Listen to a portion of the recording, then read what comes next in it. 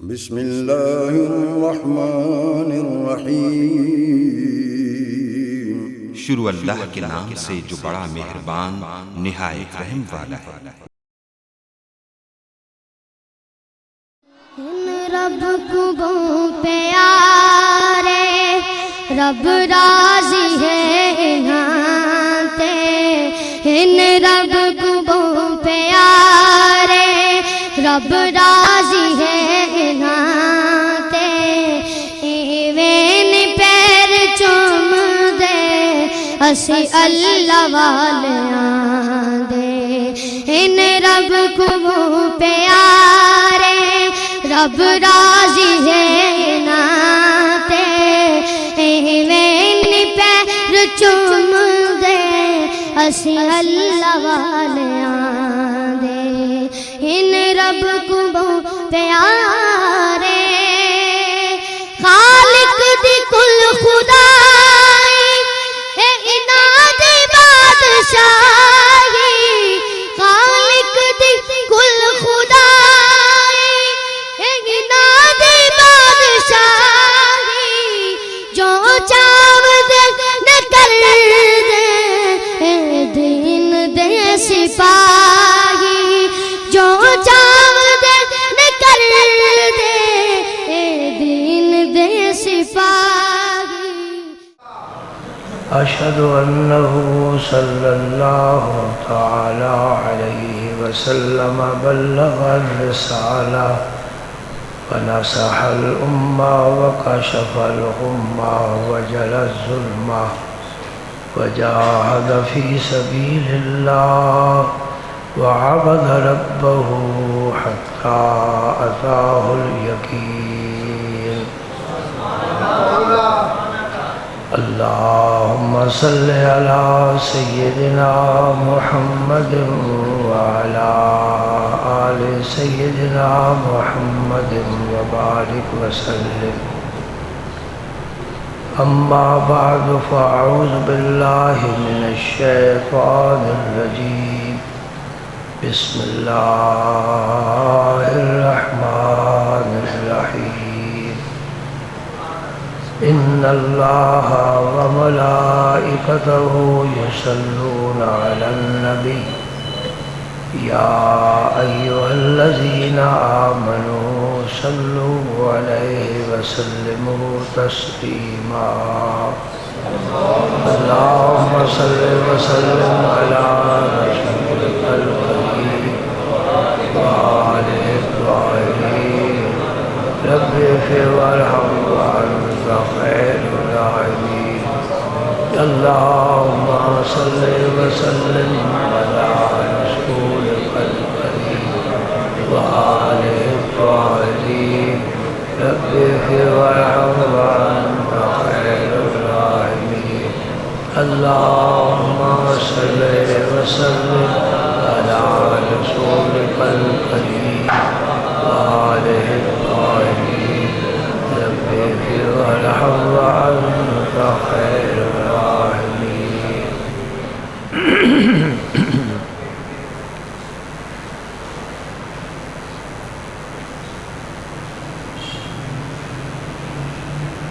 اللہ جل مجدہ کا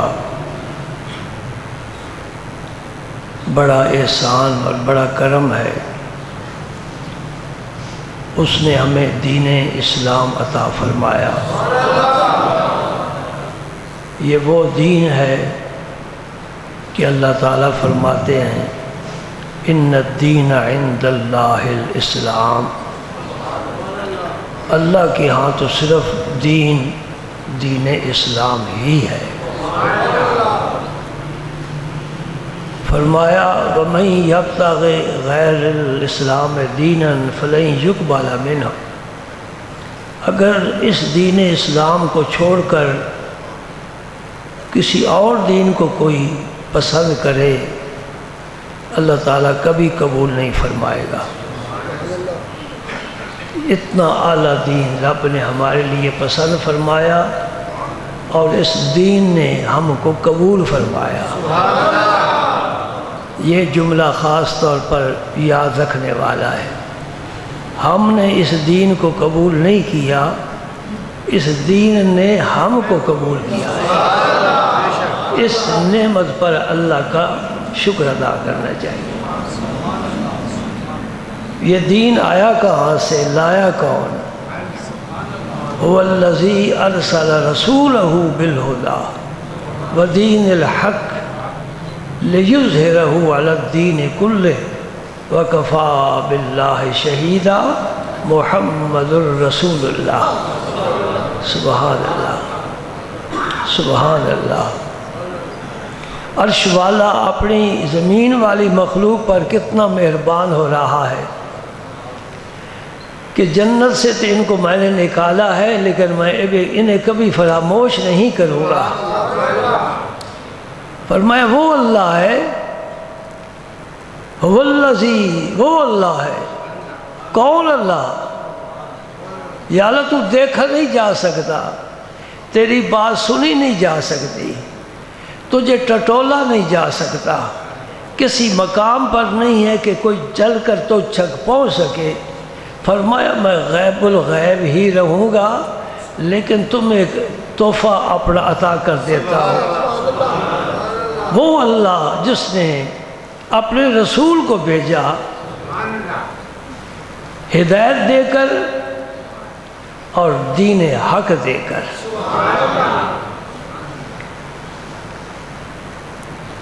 تو عالم غیب کا عالم مشاہدہ کے ساتھ تعلق کس کے ذریعے پیدا فرمایا؟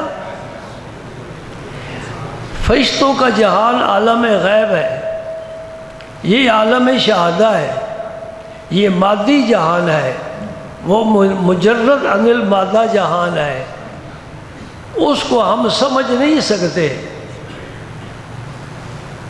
ان دونوں جہانوں کا رب نے رابطہ پیدا کیا ہے، کس کے ذریعے؟ کونا ہمارے رسول کریم کے ذریعے۔ تو پھر یہ ماننا پڑے گا، یہ تسلیم کرنا پڑے گا، کوئی اس کے بغیر چارہ نہیں ہے کہ اس رسول کا تعلق اس جہان سے بھی ہے، اس جہان سے بھی ہے۔ یہ ایک عقل کا فیصلہ ہے، دلائل کی ضرورت نہیں ہے۔ اب اس وقت جی سورج نکلا ہوا ہے، بھئی کیا دلیل ہے؟ دلیل مانگنے والے سے کہو تمہاری عقل کام کرتی ہے؟ سورج نکلا ہوا ہے، سورج آفتاب آمد دلیل آفتاب، سورج اپنی خود ہی تو دلیل ہے۔ سورج کو ثابت کرنے کے لیے دلیل کی کوئی ضرورت نہیں ہے۔ ادھر سے پیغام آ رہا، اقرا بسم ربک الذی خلق۔ اس زمین والے اس یتیم کو کیسے پتہ چل گیا کہ یہ اللہ کا پیغام ہے؟ سیدھی سادی بات ہے، میں کتابوں کے ورق پھیر کر تمہیں دلائل دینے کی ضرورت نہیں محسوس کر رہا، عقل قبول کر رہا ہے۔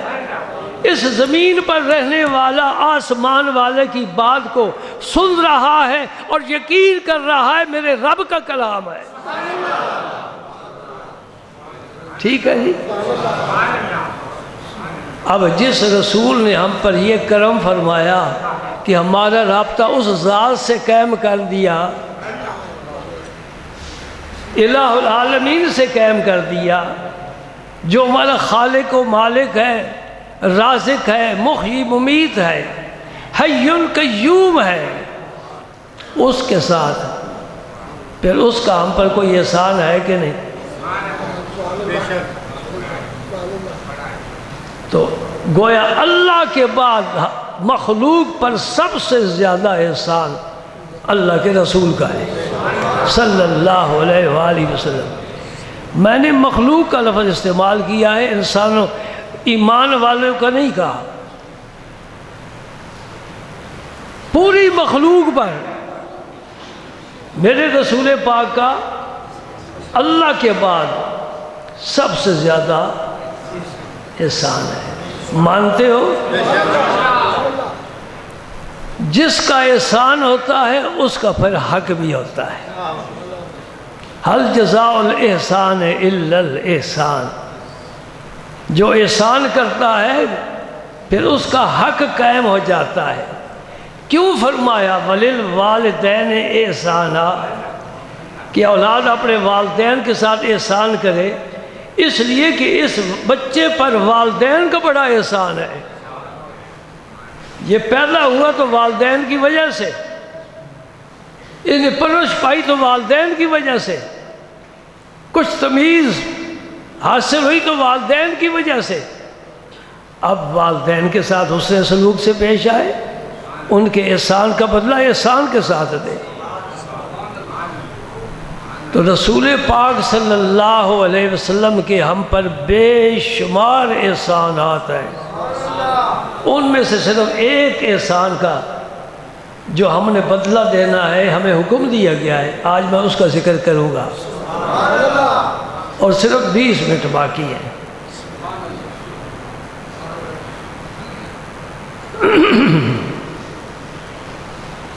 اگر اللہ نے توفیق دی تو میں انشاءاللہ ہر جمعے حضور کے اس حق کا ذکر کروں گا جو مخلوق پر ثابت ہے، اور ہمیں اس حق کو پورا کرنے کی کوشش کرنی چاہیے۔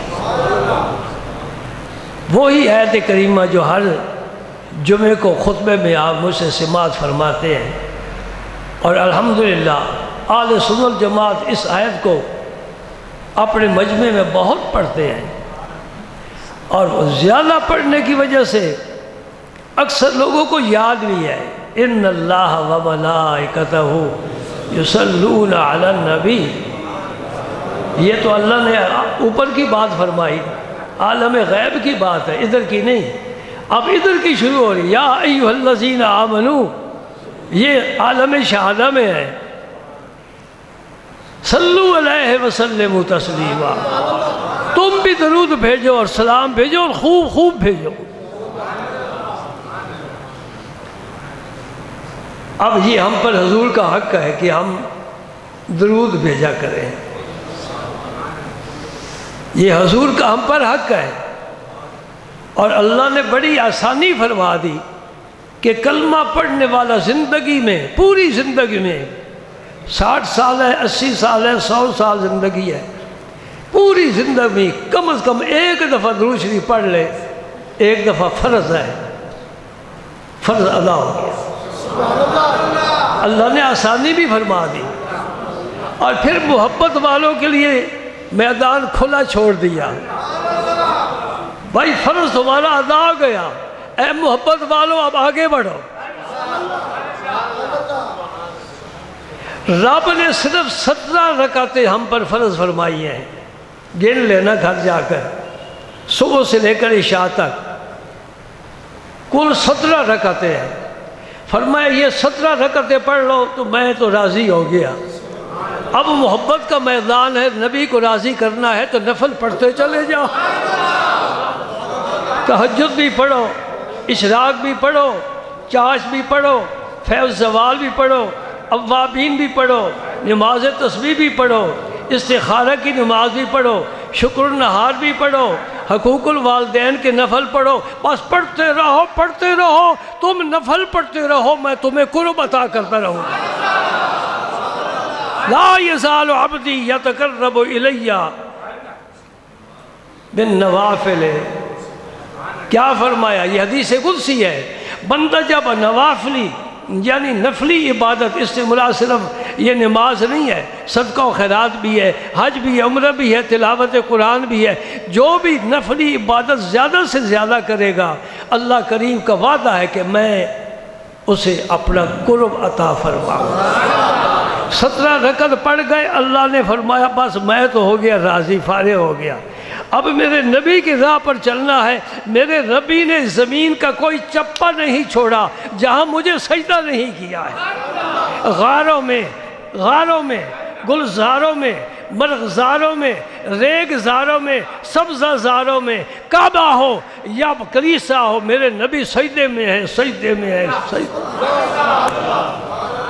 سبحان اللہ۔ اقرب ما یکون العبد من ربہ وہو ساجد، حدیث پاک میں فرمایا بندہ جب سجدے کی حالت میں ہوتا ہے سب سے زیادہ رب کے قریب ہوتا ہے۔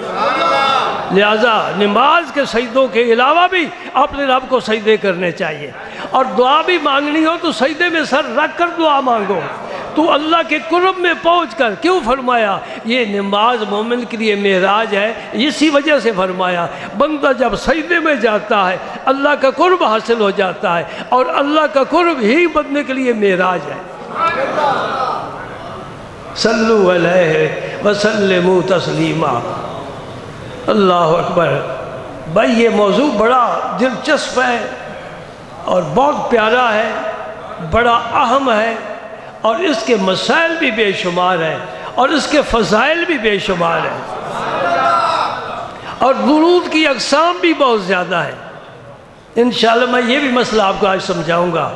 جو صرف درود ابراہیمی لے کر بیٹھے ہوئے ہیں وہ بڑے تہی دامن لوگ ہیں، ان کے پاس اس کے علاوہ کوئی درود ہی نہیں ہے۔ علماء نے درود پر مستقل کتابیں لکھی ہیں، حتیٰ کہ علماء دیوبند میں سے مولانا اشرف علی تھانوی صاحب نے بھی کتاب لکھی ہے۔ دلائل الخیرات شریف یہ تو وظائف کی کتاب ہے، ان کے پیر و مرشد مولانا حاجی امداد اللہ صاحب مہاجر مکی وہ تو باقاعدہ بطور وظیفہ پڑھا کرتے تھے، اور ہمارے سلسلہ چشتیہ میں دلائل الخیرات شریف بہت پڑھی جاتی ہے۔ یہ سب درود جمع ہیں، سب درود جمع کیے گئے ہیں۔ ضمناً ذکر آ گیا، میری گفتگو کسی ایک جمعے ختم نہیں ہوتی، جمعے ختم ہوتے جاتے ہیں، اور گفتگو تب ختم ہوگی جب میں ختم ہو جاؤں گا۔ دلائل الخیرات شریف میں نے ایک کتاب کا نام لیا ہے، وظائف کی کتاب ہے۔ جنہوں نے یہ لکھی ہے نا، کیوں لکھی ہے؟ ساری کتابوں سے حدیثوں سے درود کے صیغے جمع کر کے ایک کتاب بنا دی۔ 7 دن ہیں ہفتے کے، 7 اس کی منزلیں ہیں، ہر منزل ایک دن پڑھی جاتی ہے۔ یہ سوموار کو پڑھی جائے، یہ منگل کو، یہ بدھوار کو، سوموار سے شروع ہوتی ہے۔ یہ دوران سیاحت میں ابھی تمہید بیان کر رہا ہوں، درود کے فضائل انشاءاللہ اگلے جمعے ہوں گے۔ جب تک سورج چمک رہا ہے جمعے نہیں ختم ہوں گے۔ اللہ اکبر۔ سیاحت کے دوران جنگل سے گزر رہے ہیں، نماز کا وقت ہو گیا، اب وضو کے لیے پانی چاہیے، تو دیکھا کہ فلاں جگہ درخت ہے، سبزہ ہے، معلوم ہوتا ہے وہاں کوئی پانی کا انتظام ہے۔ وہاں پہنچے،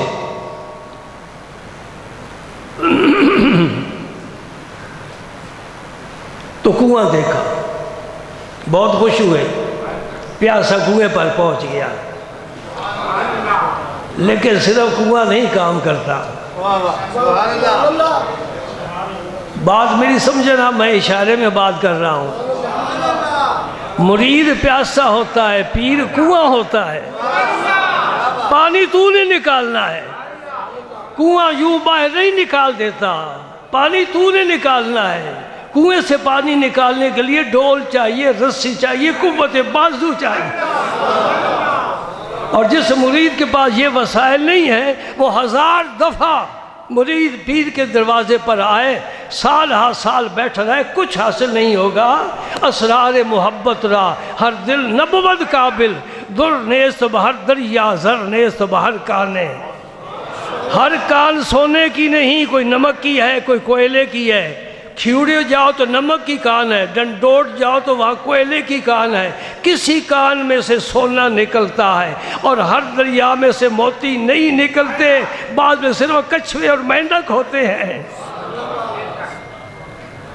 اسرار محبت را ہر دل نبود قابل۔ اللہ اکبر، اللہ اکبر۔ تو دیکھا کہ ایک بچی قریبی ڈیرہ ہے، اس سے ایک بچی گھڑا لے کر آ رہی ہے پانی بھرنے کے لیے۔ سوچا یہ قریب والے ہیں، پانی بھرنے کا ان کو طریقہ آتا ہے، یہ جیسے پانی بھرے گی میں وضو کر لوں گا۔ بچی نے آ کر کیا کہ نہ اس کے پاس ڈول ہے نہ رسی ہے، خالی ہاتھ ایک گھڑا لے کر آئی۔ اللہ کی مخلوق کا کوئی اندازہ نہیں، کوئی سمجھ نہیں سکتا۔ کہ حبشے میں پیدا ہونے والا بچہ کعبے کی چھت پر کھڑا ہو کر اذان کہہ رہا ہے۔ اللہ اکبر۔ اور روم سے آنے والا صہیب، روم سے آنے والا صہیب غلام عمر فاروق کا جنازہ پڑھا رہا ہے سمجھ میں بات؟ مطالعے میں آئیے بات۔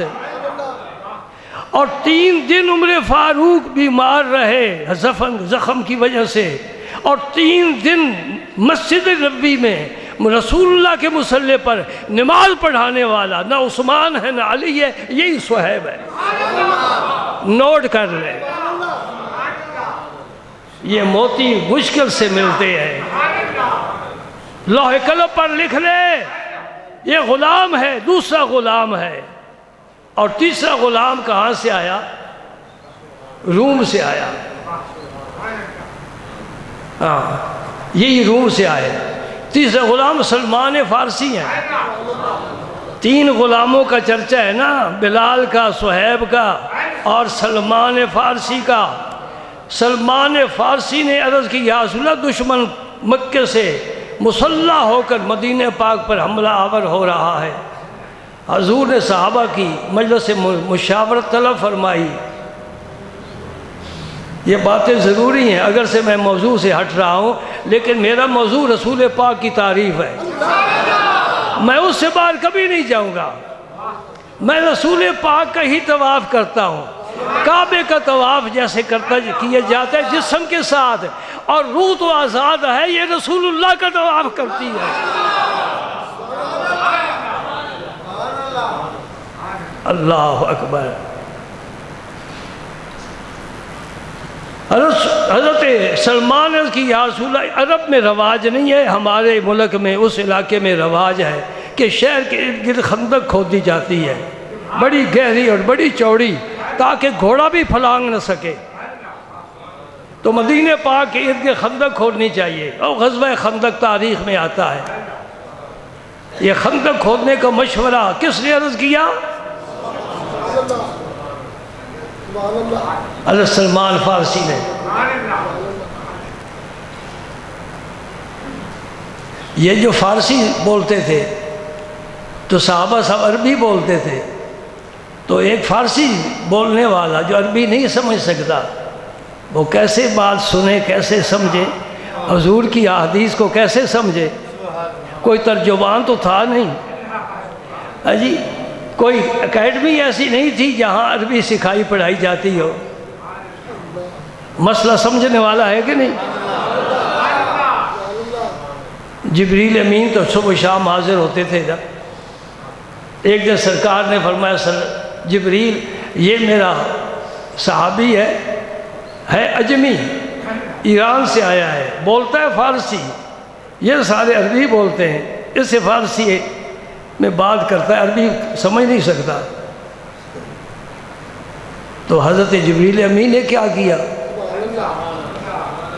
اپنا لعاب دہن حضرت سلمان کے منہ میں لگا دیا، ساری عربی یاد ہو گئی، عربی بولن۔ ایک دفعہ آپ کو پھر سبحان اللہ کہنا پڑے گا۔ حضور نے دعوت نامے لکھ کر مختلف بادشاہوں کے نام، یہ ایران کے نام ہے، یہ رومی بادشاہ کا نام ہے، یہ حبشے بادشاہ کا نام ہے، وہ لکھ کر تو ایک ایک صحابی کو دیے، فرمایا گھوڑے پر سوار ہو جاؤ اور اس بادشاہ کو میرا خط پہنچا کر لاؤ۔ خاک نشین سلاطین وقت کو خط لکھ رہا ہے کہ آؤ میرے قدموں میں، تمہیں میں دنیا کی جہان کی آخرت کی عزت عطا کروں۔ اب یہ سب عربی ہیں، اور جن ممالک میں جا رہے ہیں ان کی زبانیں الگ الگ ہیں۔ تو ایک سفیر آپ بھیجتے ہیں انگلینڈ میں، وہ ترکی زبان جانتا ہے، فارسی جانتا ہے، انگلش نہیں جانتا، تو وہاں سفارت کیا کرے گا؟ یہ زبان یار من ترکی و من ترکی نمیدانا۔ ایک دوست ہو نا پٹھان آپ کا، تو اس کے ساتھ آپ چائے بھی نہیں پی سکتے، وہ پشتو میں آپ کو گفتگو کرے گا، آپ پنجابی، وہ تمہاری نہیں سمجھے گا، وہ اس کی نہیں۔ ہمارے پاس ایک قاری صاحب پڑھاتے رہے تھے، نابینا جیلم کے تھے، فوت ہو گئے، اللہ تعالیٰ ان کی رحمت فرمائے۔ جو اب ہیں قاری، اللہ ان کی عمر دراز فرمائے، کہیں یہ بھی نہ فوت ہو جائے نا، اللہ ان کی عمر دراز فرمائے، تمہاری بھی، تمہارے بچوں کی بھی خیر ہو، تمہارے دوستوں بھی کی خیر ہو، دنیا اچھی ہو تمہاری، آخرت اچھی ہو تمہاری، اللہ راضی ہو، اللہ کا رسول راضی ہو۔ بس بھئی ہمارے پاس تو یہی خزانہ ہے جو ہم لٹاتے ہیں۔ آپ سن رہے ہیں، ایک ایران کی سرحد پر پہنچا، ایک حبشے کی، ایک روم کی سرحد پر پہنچا، زبان جانتے نہیں، آگے گھوڑے جا رہے ہیں، کیسے بولیں گے؟ اللہ کی قدرت دیکھو، میرے نبی کا معجزہ دیکھو۔ کیا کہا میں نے؟ اللہ کی قدرت دیکھو، نبی کا۔ ہم الگ الگ نہیں کرتے، الگ الگ نہیں کرتے، ایک بھی نہیں کرتے، دو رکھ کر ایک سمجھتے ہیں۔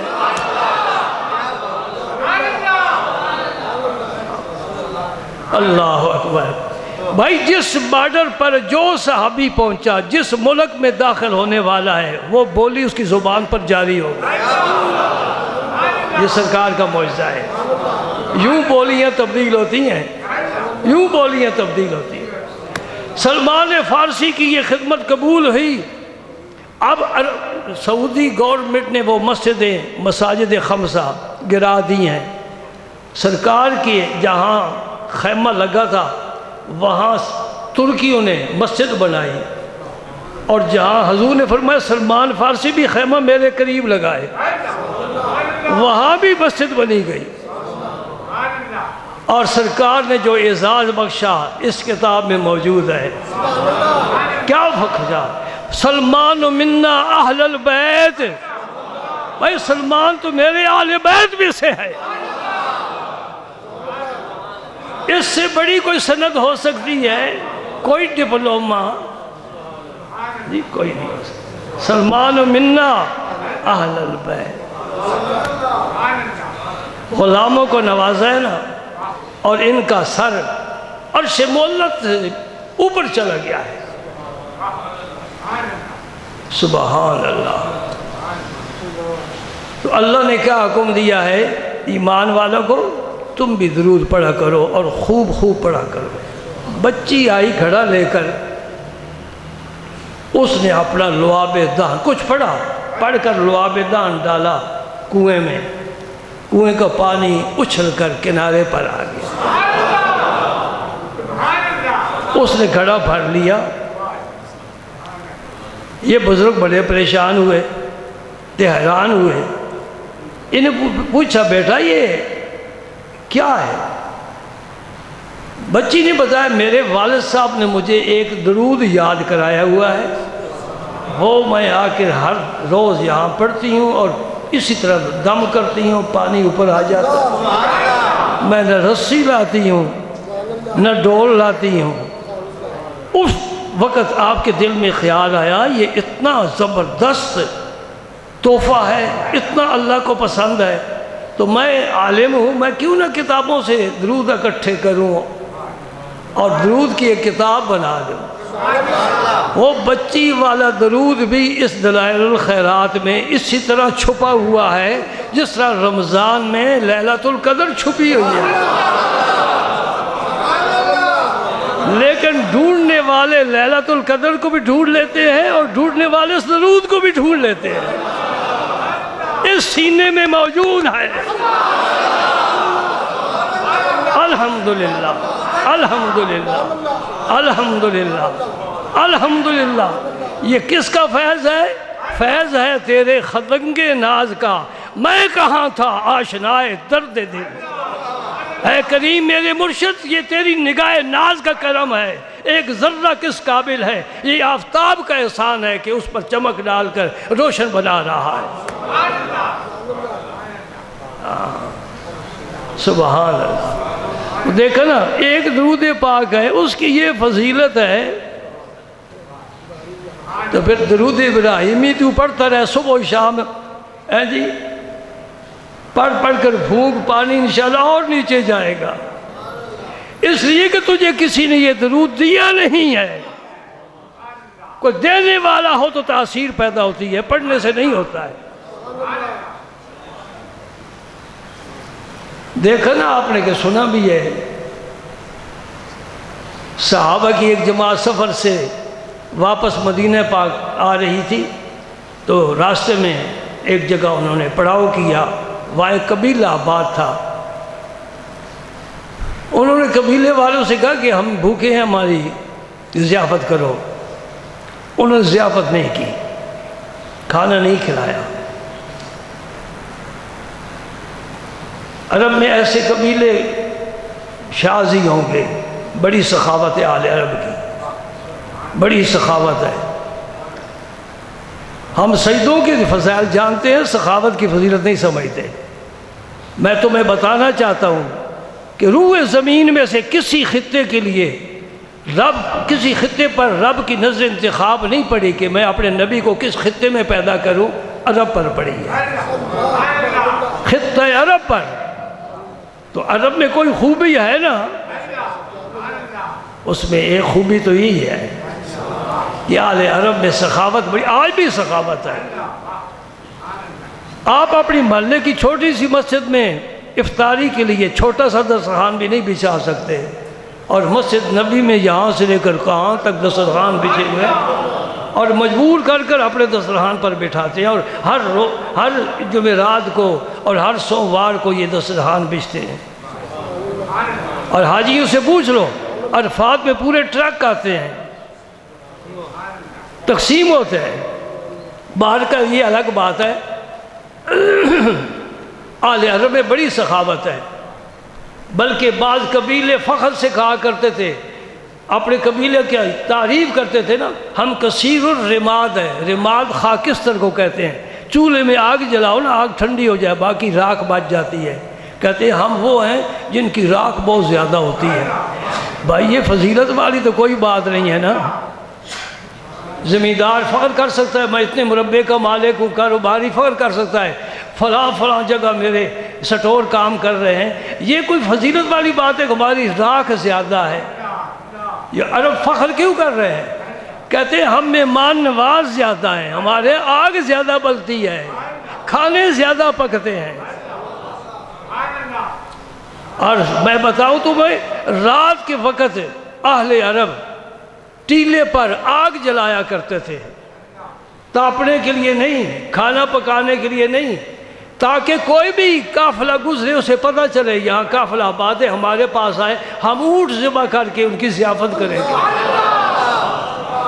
ہم تو انڈے سے کام لے لیتے ہیں، وہ بھی فارمی انڈا، اللہ بچائے، یہ نہ کھایا کرو، چھوڑیں گے نہیں آپ، دیسی انڈا کھایا کرو، دیسی مرغ کھایا کرو، بچو بیماریوں سے، اللہ تعالیٰ سب کو بچائے۔ کتے رکھتے تھے بھونکنے والے، تاکہ کتے کی آواز سنے تو لوگوں کو پتہ چلے، قافلے والوں کو، کہ ادھر کوئی قبیلہ آباد ہے، ہمارے پاس آئیں، ہم ضیافت کریں، کھانا کھلائیں۔ یہ عربوں کی شان ہے نا، بڑی سخاوت ہونا ہے۔ اللہم صلی علی سیدنا محمد وعلی آل سیدنا محمد وبارک۔ بھائی میں دوستو وعدہ کر چکا ہوں اپنے آپ کے ساتھ کہ میں 1.5 بڑے بیان ختم کر دیا کروں گا، تو 1.5 ہو گیا ہے۔ اب مجھے اپنی کوئی صحت کا بھی مجھے خیال رکھنا پڑتا ہے، تو جو میں نے موضوع شروع کیا ہے یہ نامکمل ہے، گویا آج پہلی اینٹ رکھی ہے، ابھی چھت تک پہنچنا ہے۔ جی انشاءاللہ اللہ نے موقع عطا فرمایا، درود کے فضائل بیان کروں گا، اور مجھے یقین ہے رب کی رحمت سے مجھے مایوس نہیں کرتا کہ آپ میرے یہ چند جمعے سنیں درود پاک کے فضائل کے، صبح و شام تیری لب پر درود کی نغمہ نہ ہو تو پھر میرا بیان ناقص ہے انشاءاللہ۔ پہلی بات تو سمجھ گئے نا، اس درود کی لعاب دہن، درود والے لعاب دہن سے پانی اوپر آ گیا تو وہ بیان سن لو، بات ختم ہو جائے۔ ان کی ضیافت نہیں کی گئی، اتفاق سے ان کا جو سردار تھا نا اسے سانپ نے ڈس لیا، اب وہ تڑپنے لگ گیا، تو قافلے والوں کے پاس آئے، صحابہ کے پاس، کہتے ماشاءاللہ بڑے نورانی چہرے ہیں، بڑے نورانی چہرے ہیں، سمجھ رہے ہو؟ نہیں کوئی نہیں سمجھ رہا، بڑے نورانی چہرے ہیں۔ نورانی چہرہ کس کا ہوتا ہے؟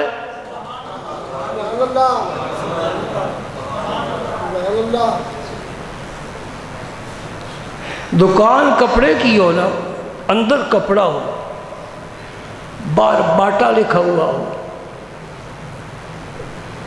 سمجھ رہے میری بات؟ اللہ واسطے ایسا نہ کرو، ایسا نہ کرو۔ کپڑا کپڑا ہے، جوتا جوتا ہے، اندر رکھتے ہو کپڑا چائنا کا بنا ہوا، باہر باٹا لکھ دیتے ہو۔ نورانی چہرے، تاکہ تو جب جائے میدان معاشر میں آپ روح کے ساتھ جائے، اور رسول اللہ فرمائے یہ میرا غلام ہے، ہٹ جاؤ فرشتوں سے آنے دو، میں اس کی شفاعت کروں گا، یہ میرا ہے۔ پولیس والے کو کیسے پہچانتے ہو اور آرمی جوان کو کیسے پہچانتے ہو؟ اس نے بھی وردی پہنی ہے، اس نے بھی وردی پہنی ہے۔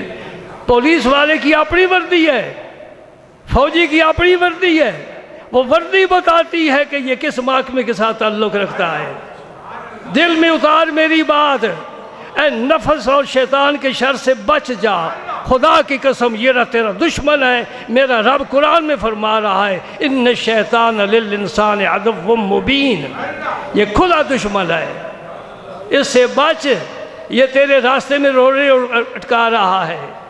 صراط مستقیم پر چل، وہ نبی کا راستہ ہے، صحابہ کا راستہ ہے، اس امت کی اولیاء کا راستہ ہے۔ اللہ اکبر، میں نے اپنا فرض ادا کر دیا، اشارے میں کنائے میں بات جو کہہ گیا سو کہہ گیا۔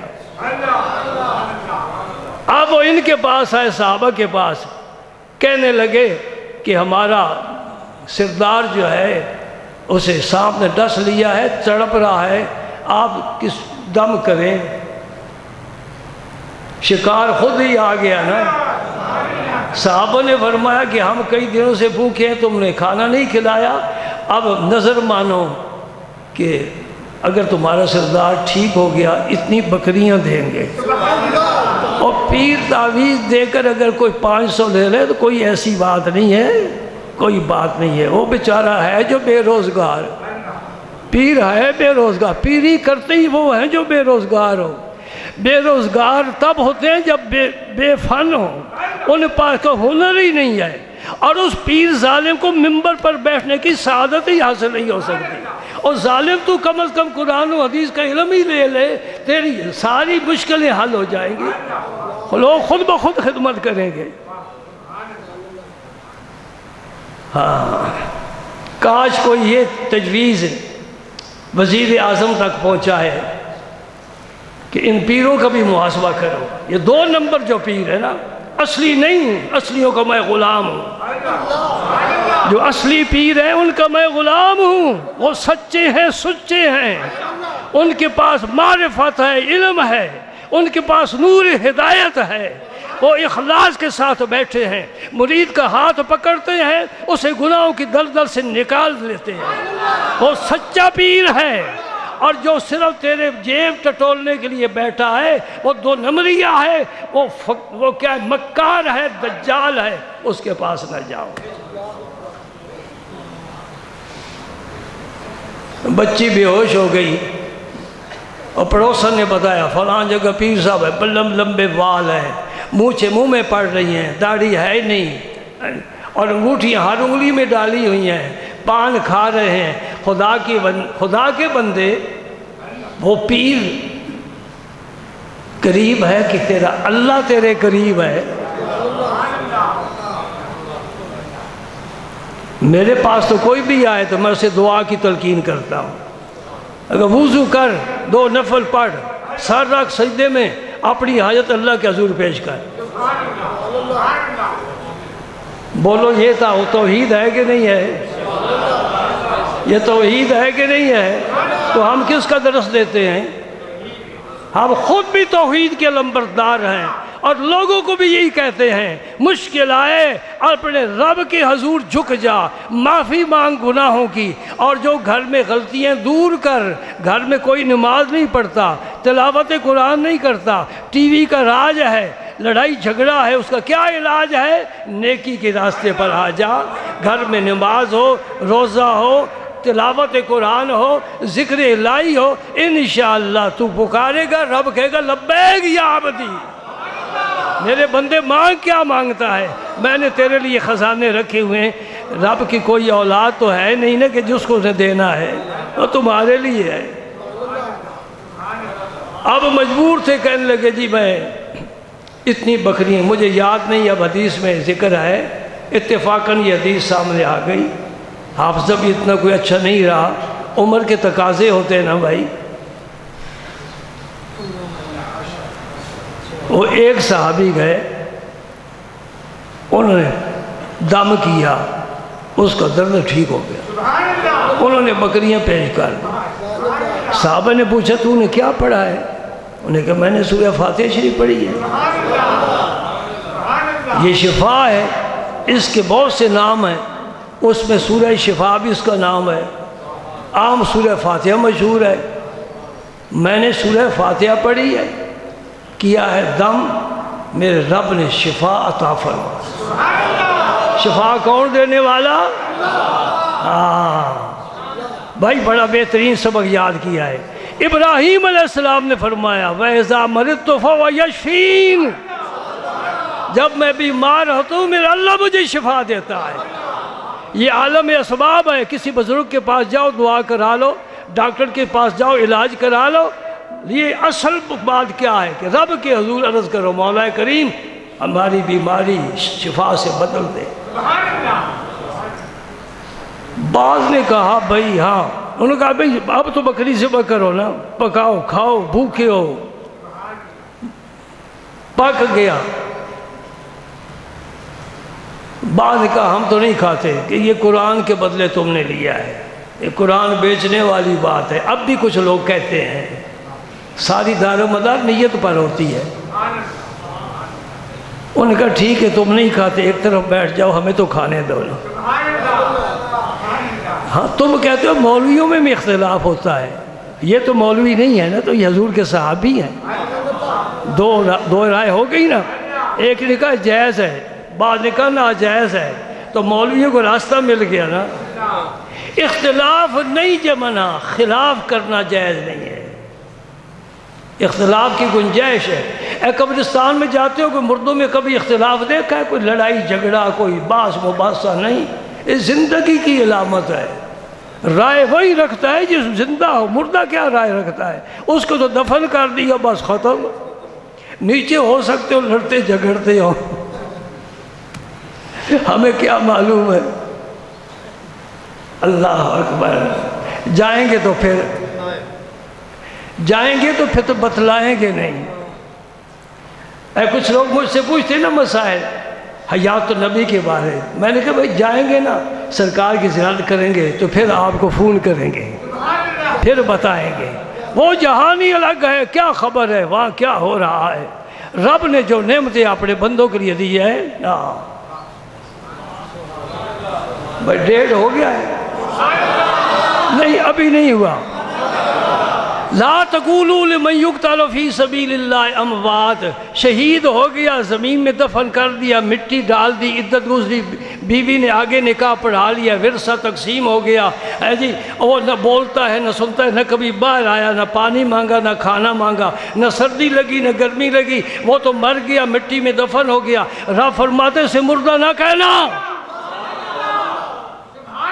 یہ زندہ ہے۔ یا اللہ کیسے زندہ ہے؟ لا تشعرون، تمہیں شعور نہیں ہے، اور تمہاری کھوپڑی میں بس تھوڑی سی مشینری رکھی ہے، وہ کچھ معلومات لے سکتی ہے، اتنے نہیں لے سکتی، تو چپ رہے، جو میں کہہ رہا ہوں وہی قبول کر لے۔ بات سمجھ رہے کہ نہیں سمجھ رہے؟ ایک عام شہید، امتی شہید، کسی محلے کا کسی جگہ شہید ہو جاتا ہے، اللہ فرماتا ہے اسے مردہ نہ کہو، وہ زندہ ہے۔ رب زندہ کہہ رہا ہے، وہ ہمیں مردہ نظر آ رہا ہے، ہم نے دفن کیا ہے، کفن دیا ہے، جنازہ پڑھا ہے، رب کہتا ہے وہ زندہ ہے۔ وہ ہلتا ہی نہیں، رب کہتا ہے زندہ ہے۔ وہ کھانا نہیں مانگتا، رب کہتا ہے زندہ ہے۔ سانس نہیں چلتی، رب کہتا ہے زندہ ہے۔ ہم کہیں گے ہم غلط ہیں، رب تیرا ہی فرمان سچا ہے۔ آئی سمجھ میں بات؟ جب عام شہید زندہ ہے جس کے طفیل شہادت کے درجے ملتے ہیں، جو نبیوں کا سردار ہے، لامکان کا راہی ہے، وہ زمین کے اندر چلا گیا، زمین کے اندر نہیں گیا، جنت میں چلا گیا، راحتیں پا گیا، نعمتیں پا گیا، فیض جاری آج بھی فرما رہا ہے، اس کے متعلق آپ کی کیا رائے ہے؟ تو کہہ دو نا تو زندہ ہے واللہ، تو زندہ ہے واللہ، میرے چشم عالم سے چھپ جانے والے۔ شام کو سورج ڈوب جائے تو بیٹا باپ سے کہتا ہے ابا جی سورج تو مر گیا، بیٹا تھوڑا انتظار کر، صبح میں تمہیں پھر دکھاؤں گا۔ میں بھی کہہ دوں تھوڑا انتظار کر، قبر میں چل، قبر میں چل، میں تجھے رسول اللہ دکھاؤں گا، معاشر میں دکھاؤں گا۔ نبی ان کے وسیلے سے دعائیں مانگتے ہیں، امت ساری ان کی شفاعت کے انتظار کر رہی ہے، تجھے پتہ نہیں اس نبی کا؟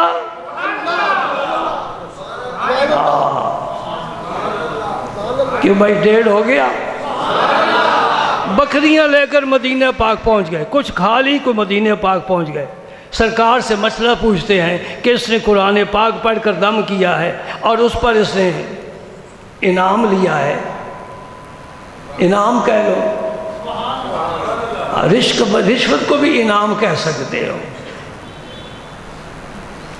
یہ بانڈ ہے، یہ بھی تو انعامی بانڈ ہے نا۔ خوب کاروبار چل رہا ہے، خوب چل رہا ہے ماشاءاللہ، یہ مسلمانوں کا ملک ہے، اسلام کے نام پر لیا گیا ہے، سودی کاروبار، بینکاری، سب سود، سب حرام، رشوت حرام، جوا حرام، شراب حرام، یہ مرغی بغیر تکبیر کے کس کی گردن کاٹی گئی حلال ہے؟ کھا رہے ہو نہیں کھا رہے؟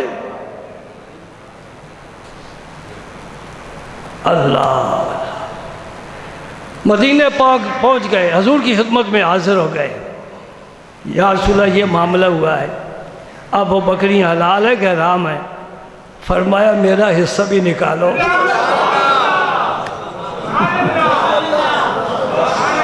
میرا حصہ بھی نکالو، قربان جاؤ، قربان۔ بات کیا کرنا چاہتا ہوں، کیوں میں نے یہ حدیث پاک دہرائی ہے؟ ہم بھی بسم اللہ پڑھتے ہیں، ہم بھی الحمد شریف پڑھتے ہیں، الحمد نہیں 114 سورتیں پڑھ جا تو پھر دم کر، شفا ہوگی۔ کدھر گیا قرآن؟ یہ وہ سورت فاتحہ نہیں ہے، یہ وہ قرآن نہیں ہے بابا، سورہ فاتحہ وہی ہے، قرآن وہی ہے، زبان وہ نہیں، زبان وہ نہیں ہے۔ صحابی کسی کا مال نہیں اٹھاتا، صحابی جوا نہیں کھیلتا، صحابی شراب نہیں پیتا، صحابی سودی کاروبار چھوڑ چکا ہے، توبہ کر چکا ہے، نبی کا غلام بن گیا ہے، ظاہر سے باطن سے۔ تو بھی بن جا، تیری زبان میں بھی۔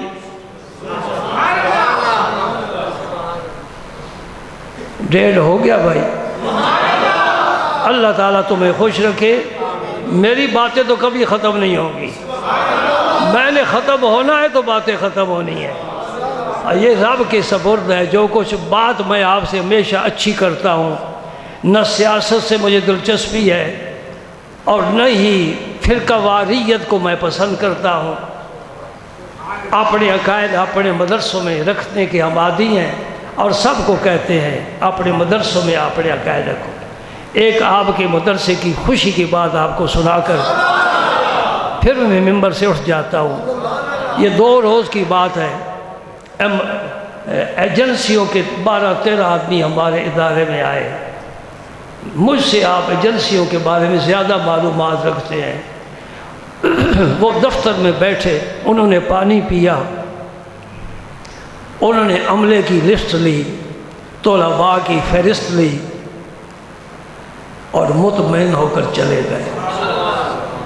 نہ کسی کمرے میں گئے، نہ لنگر خانے میں گئے، نہ کچھ انہوں نے اور سوال کیے، نہ جواب لیے، نہ پوچھا، نہ تفتیش کی، بس گیٹ سے داخل ہوئے سیدھے دفتر میں، دفتر سے باہر نکل، جو مقامی آدمی تھا انہی کا، وہ چونکہ ہمیں جانتا ہے ہم اسے بھی جانتے ہیں، اس نے کہا جی ہر مدرسے کا ہم نے پورا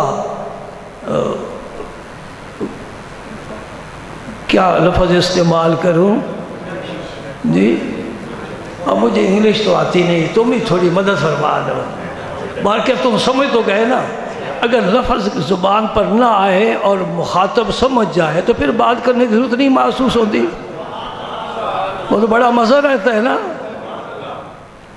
بیوی آنسو بہاتے زبان سے کچھ نہ کہے تو میاں کو سمجھ کچھ آتی ہے کہ نہیں آتی، اور اگر بیوی ڈنڈا اٹھا لے تو بولے نہیں تو میاں کو سمجھ آئے گی کہ نہیں آئے گی۔ اس طرح تم بھی ماشاءاللہ سمجھ گئے ہو نا، سب مدرسوں کا آپریشن کرتے ہیں ہو، لیکن اس کمروم کا کیوں نہیں کیا ہے؟ میرے دوست یہ تیری فتح ہے الحمدللہ۔ یہ سی آئی ڈی والے شاید آپ بھی بیٹھے ہوں گے، میں ان سے پوچھ سکتا ہوں کب سے میری گفتگو آپ سن رہے ہو، تمہاری فائل میں کوئی ایسا ایک لفظ بھی تمہیں ملے گا میں نے کسی کی دل آزاری کی ہو، کسی کو برا بھلا کہا ہو، حکومت پر تنقید کی ہو؟ کیا ہمارے پاس معلومات نہیں ہے؟ کیوں نہیں ہے؟ پہلے بھی حکومتیں گزری ہیں، معلومات ہیں، تنقید کرنے کا سلیقہ نہیں آتا؟ آتا ہے، لفظ ساتھ نہیں دیتے؟ آتے ہیں، وجہ کیا ہے؟ سن لو حدیث پہ اٹھ جاتے ہیں۔ یہ آج کی بات نہیں، یہ 1400 سال پرانی بات ہے۔ مسجد نبوی میں میرے نبی تشریف فرمائے، صحابہ کا مجمع ہے، میرے آقا کریم آج کی خبر دے رہے ہیں، فرماتے میرے بعد تمہارے ساتھ اچھا سلوک نہیں کیا جائے گا۔ صحابہ کو فرما رہے ہیں، دیکھ لو مدینہ پاک میں صحابہ موجود ہیں جلیل القدر، نبی کی صحبت پانے والے، علم پانے والے، تقوی میں کمال ہے اور دین کی خدمت میں ان کی خدمات ہیں، لیکن مدینہ پاک پر گورنر مروان ہے، حجاج بن یوسف کا ظلم چل رہا ہے، ادھر یزیدی فوجی اپنی ہنگامہ آرائی کر رہی ہیں۔ کیا کچھ ہوا ہے؟ بنی امیہ نے کیا کچھ نہیں کیا؟ حضور نے فرمایا میرے بعد تمہارے حقوق طلب کیے جائیں گے، غور سے سننا۔ میں لبیک یا رسول اللہ تحریک والوں کو بھی یہ پیغام دینا چاہتا ہوں، یہ ہمارے مسلک کی تحریک ہے۔ مولانا خادم حسین رضوی صاحب مجھ سے بڑے عالم ہیں، میں ان کا احترام کرتا ہوں، لیکن بات میں حدیث کے حوالے سے کرتا ہوں اور جواب بھی حدیث کے حوالے سے چاہتا ہوں، اور میری بات ریکارڈ ہو رہی ہے، پوری دنیا میں پھیل سکتی ہے۔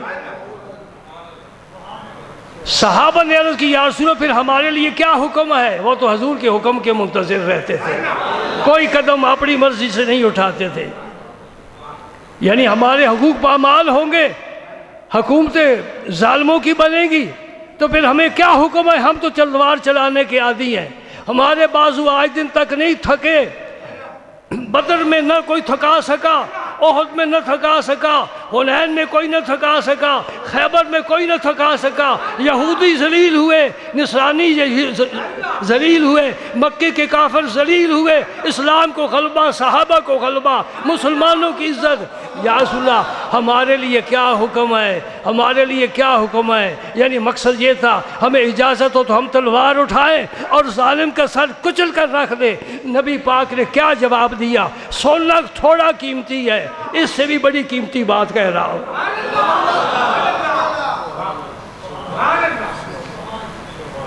حضور نے فرمایا میرے صحابہ حاکم وقت کا حق ادا کرنا، حاکم وقت کا حق ادا کرنا یعنی ملک میں بدامنی نہ پھیلانا اور اپنا حق اللہ سے مانگنا، اپنا حق اللہ سے مانگنا۔ الحمدللہ یہ عاجز، یہ ناقص، یہ فقیر اسی حدیث پاک کو لے کر سینے سے لگا کر زندگی گزار رہا ہے۔ اپنا حق اللہ سے مانگتے ہیں۔ اے اللہ ہمارا کوئی حق تجھ پر نہیں ہے، لیکن تو کریم ہے، تو نے ہمیں پیدا کیا ہے، ہماری ضرورتوں کا خیال رکھتا ہے، بس ہمیں کہنے کی ضرورت نہیں۔ غالب تو ان کے حضور نہ کر بار بار عرض، وہ جانتے ہیں سب کچھ تیرے کہے بغیر